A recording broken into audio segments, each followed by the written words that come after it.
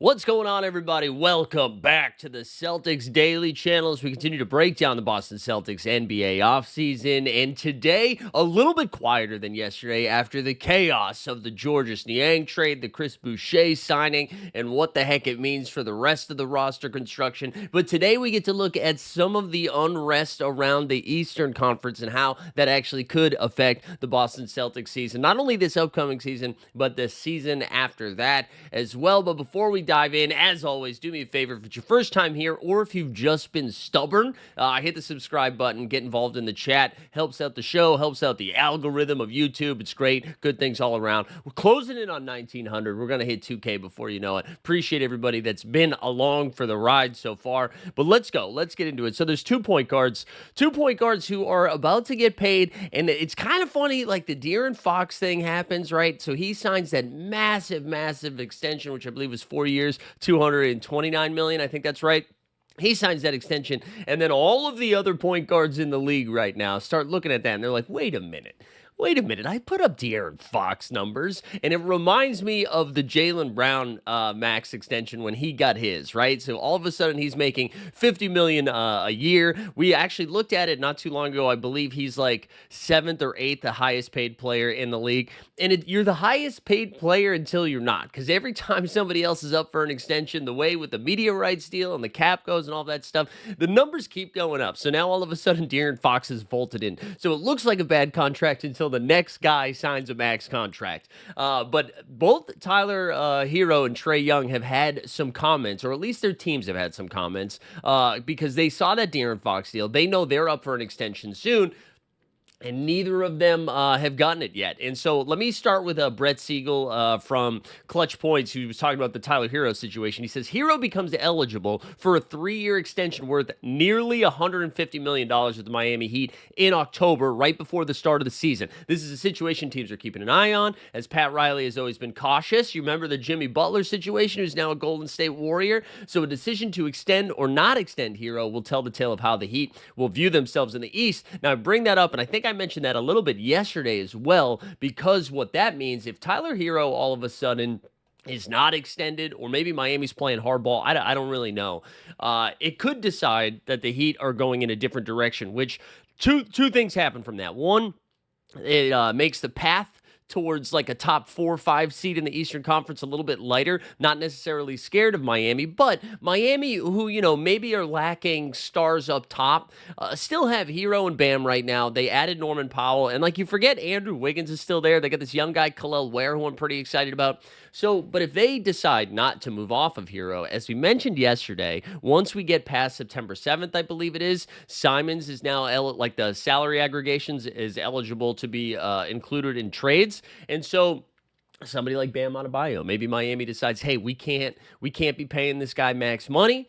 We can't be paying Hero max money. Let's build it down. Let's take it down to the studs and start over again. So that's a situation to pay attention to. And even if they decide to pay Hero, then I'm not mad at that either, because I do think that's a little bit of an overpay for somebody like Hero, who, again, I'm like a fan of his game, but it's clearly a one-sided game. It's right on the offensive side, right? So I kind of want them to have to pay and put them in a tough spot anyways. But the other one is Trae Young. So the Hawks have yet to reach out to Trae Young. According to Mark Spears of ESPN, he's disappointed that hasn't come. I think this one's a little bit of a bigger deal. I'm not like totally shocked, because as we said in some of the preview videos for the Eastern Conference, Atlanta projected to win like over 50 games, top 4, top 3 seed in the East, right? I think there's a tier of Cleveland and New York, and then I think the second tier is that Orlando-Atlanta tier. But I do think there is real, like, I don't know, trepidation maybe of Atlanta to be like, hey, I don't know if we want to give him a ton of money. This is probably the best roster they've constructed in a long time. And so they probably want to see, like, hey, is this going to work? Because if it doesn't work now, if it doesn't work with Porzingis and Onyeka Okongwu protecting the rim, you got a budding all-star, and Jalen Johnson, former number 1 pick, Zachary Rissache. They got Nikhil Alexander-Walker, Luke Kennard, Dyson Daniels, most improved player, right? You've got this roster that's ready to win now. If you don't win now, can you win with Trae Young? And I wonder if that's what the Atlanta front office is saying. Atlanta's been pretty savvy. They also have that unprotected first-round pick next year from the New Orleans Pelicans from that god-awful trade that they did at draft night for Derek Queen. So I wonder, right, if like they get off to a slower start, all of a sudden you're going to see trade rumors. One, because he's due for an extension. You could see a team throwing some money at him, and I believe, like, weirdly enough, the Orlando Magic would be in that conversation. I wonder if the Celtics would be in that conversation. But the reason I bring both of those up right now is when you look at the Celtics roster. Right, they have Anthony Simons, they have Peyton Pritchard. Derek White is a guard. I would not call him a point guard. But do either of those guys move the needle? Now, assuming you have to pay them like Hero, you probably going to pay close to 40. Trey is going to be, I think he wants max money. That's going to be north of 50, right? Do you pay those guys? Is that something that you think makes your team better? Do they fit in with the like Trey is interesting because I think he is a sieve on defense. Both of them can't do it defensively, but I think Trey fits in nice with the pick and roll. He's one of the best passers in the league. The three ball is kind of, I think we believe that Trae Young is a three-point shooter, but he's pretty spotty. Hero, on the other hand, Hero's putting up insane numbers early before Miami's season kind of got away from him last year. But Hero's been a really good ball player too. But I think, and I actually I want to shout out Caitlin Cooper. If you're a Pacers fan, you probably know who Caitlin Cooper is, but you're not a Pacers fan, you're a Celtics fan. That's why you're watching it. They were talking, she had an interview with Rick Carlisle. And again, I want to pose this to the chat because, again, we're going to talk about Giannis here in a second. A really good interview where Rick Carlisle basically was like, the era of the big three is pretty much done. The way roster construction is right now with the CBA and how much teams can actually spend on their teams, how much teams can spend on their teams. We couldn't do a better job with that. Well, at least we didn't say whack off like we did yesterday. But with how much money they can spend, and then also the league is just deeper, right? The 7th, 8th, 9th guys on teams are way better than they were, say, like 10 years ago. And because of that, Carlisle was posing like, you probably still want your superstar. You probably want a nice 1-2 punch. But instead of like forking over all that cash for that third superstar, you're better off having your 3, 4, 5, 6, 7, 8 all be like serviceable guys. So when you see players like Trae Young, Tyler Hero, we're seeing it right now with restricted free agents too. Jonathan Kuminga somehow is holding up the market more than anybody else, where Golden State Warriors have all the leverage. The Kings offered Malik Monk and a first-round pick to get Jonathan Kuminga from them, and the Warriors are like, nah. Like, we'd rather just keep you and not pay you a ton. And that's affecting Josh Giddey, who thinks he deserves $30 million, Cam Thomas, who thinks he deserves $30 million a year. And I'm not saying whether they deserve it or not. I'm just saying that teams don't have the flexibility they once had, where if this is like 5 years ago, Giddey's getting a 4-year, $120 million deal like that. So I do think between the Kuminga thing and then Fox getting his extension, it's really kind of shooken things up a little bit, because there's going to be a lot of guys that are like, hey, I'm a De'Aaron Fox level guard. And I don't even know where you'd put De'Aaron Fox right now. Like, all of the point guards in the league, who are you putting ahead of him, right?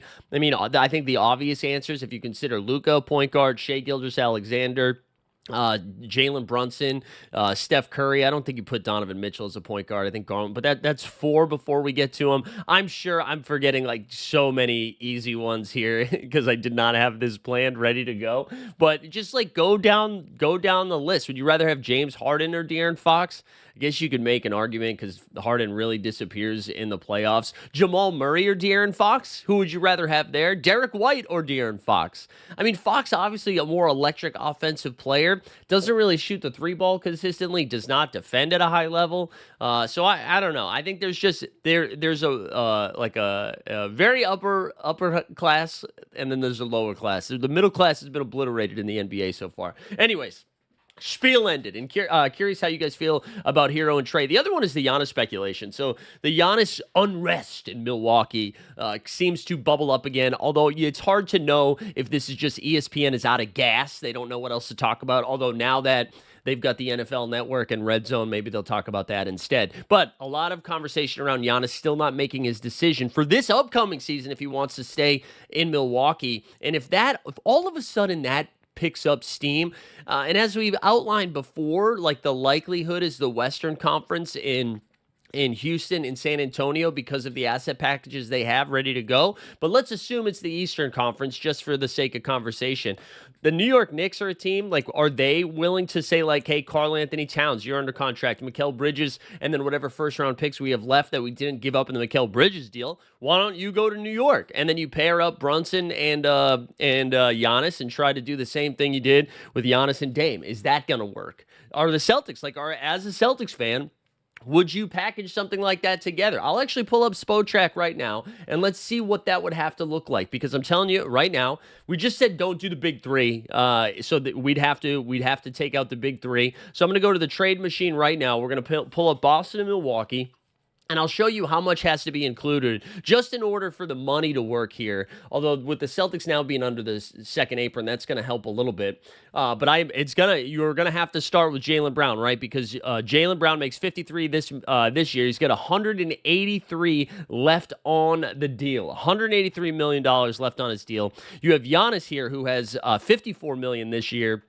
With 121 left. So player for player, it works on the Bucks side of things, but not on the Celtics because they're still first apron team. So I think we're off by like 900,000 or something like that. Wow, because Jaylen Brown technically makes more than Giannis right now, which is crazy. But what if we let's throw in like expiring or a minimum contract. Let's see if we throw Tyler Smith in there. What does that do? That still doesn't work. So we'd have to we're under by 17. We're over. Okay, so we'd have to get under the first apron first, and then we'd be able to do it. But assuming, right, it would have to be Jaylen Brown, probably another player, and then like some picks that we have left. And I want to just quickly go over the picks because they did announce the second round picks that the Celtics got rid of in that Utah Jazz deal. Okay, so Jake Fisher, I believe, was the first one on the scene. He reported it here. The 2 second-round picks Boston is sending to Utah as part of the Niang for R.J. Lewis Jr. trade are the 2027 most favorable between the Celtics and Magic. So whatever the best 2027 second-round pick is between Boston and Orlando is going to go to Utah, and the 2031 most favorable between Boston and Cleveland will also go to Utah. So that they're down to 5 second-round picks, but they still have their 2026 first, 27 first, 28 first. They've got San Antonio's 28 first, and then their 2030. I believe their 29 goes over. So would say I'm sorry, we're all over the place today, but would you give up JB, throw in another smaller contract, and like 3 first-round picks for Giannis? 3 first. Would you do it for 3 first?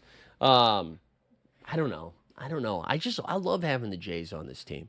The other team, like Toronto, is somebody to pay attention to. Although I don't even know like what assets Milwaukee would want to take back. I think the likelihood is that he just stays there. But again, something to pay attention to. The East is weird, man. The Eastern Conference is so bizarre because you have the Pacers without Halliburton, the Celtics without Tatum. Giannis isn't sure what he wants to do. We've got a bunch of unproven teams like the Hawks, the Magic, and the Pistons who are supposed to finish in the top half. You've got Miami on the brink of some weird stuff. You got the Cavs, like, can they actually get to a conference finals? The Knicks just spent a lot of money on Mikal Bridges. The East is just weird, where, like, if Giannis by himself could maybe make an Eastern Conference Finals run, or he could just say deuces and go find somewhere else to go. And then if that happens, all of a sudden the Celtics, even as this watered-down roster, probably end up being a 5 seed.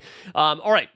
Let's get to another conversation that I wanted to have because in the news, Austin Reeves reportedly ready to demand $30 million a year. That's what they assume the market is going to be, and it just made me think about Austin Reeves versus Derek White. And I just wanted to let's throw some stats just from last season, and then I'm curious who you would prefer to have on your team because I believe they roughly make around the same money. Actually, let me just double check that right now before I give you a bunch of crap. Right now, so Derek White makes $28 million this year. He's got $91 million total left on his deal. So yeah, they'd be roughly around the same money. Austin Reeves last season played 73 games, scored 20 a game, 6 assists a game, 4.5 boards a game. So 26 and 4. Shot 46% from the field, 37% from 3, 87% from the line. Not bad. Let's get Derek White numbers now. Wow, there's a lot of Dereks that were in the league. We don't need to look up Derek Favors. Shout out Derek Coleman one time. Derek White played 76 games last season, had over 16 points a game, 5 assists a game, 4.5 boards, shot 44% from the field, 38% from 3. Like pretty close to the same numbers. However, I think like Derek White, defensively is what separates himself, right? He led the league, I believe, right? I think he had one more than Shai Gilgeous-Alexander. I think that's right. But led all guards in blocks this season, like one of the better guard rim protectors. I mean, how many times did the Celtics need a big play and it was done? I remember when Marcus Smart got traded. It was like, there's a long conversation about how do you trade the heart and soul right after, during that playoff run, everybody was like, the Celtics team has no heart. But Marcus Smart got traded. And one of my first thoughts was like, who is going to be the guy that is going to make those like crazy, not dirty, diving plays, like the hustle plays? And Derek White honestly does a better version of what Marcus Smart was doing on the defensive end. Whenever they need a big play, it seems like he made it, whether it was hitting some catch and shoot three, blocking somebody at the rim, just making the heads up play. So I think, I like Austin Reeves' game, but I think he's maybe, a little bit better of an offensive player, pretty good playmaker.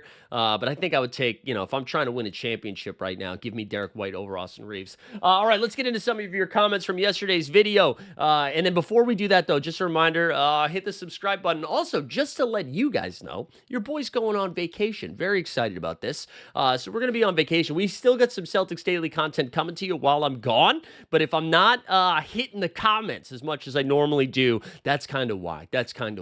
And then, of course, if we have any sort of crazy Celtics breaking news, you'll get me live from Europe, baby, live from Europe. All right, let's get into some of your comments from yesterday. Some good stuff. I appreciate all of the engagement yesterday. Let's start off with we got 3 comments to get to. Let's start off with our guy Kevin Sullivan.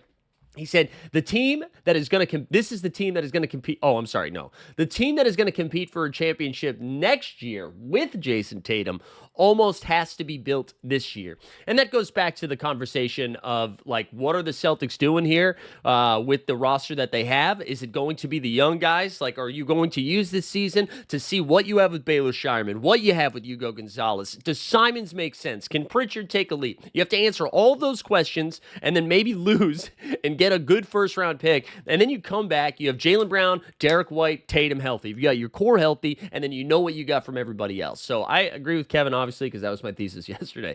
All right, OFGX little DEAX. He said, to say we don't have anyone who can guard anyone over 6'5" is kind of disrespectful to Derek White, Jaylen Brown, Chris Boucher, and Neemias Queta.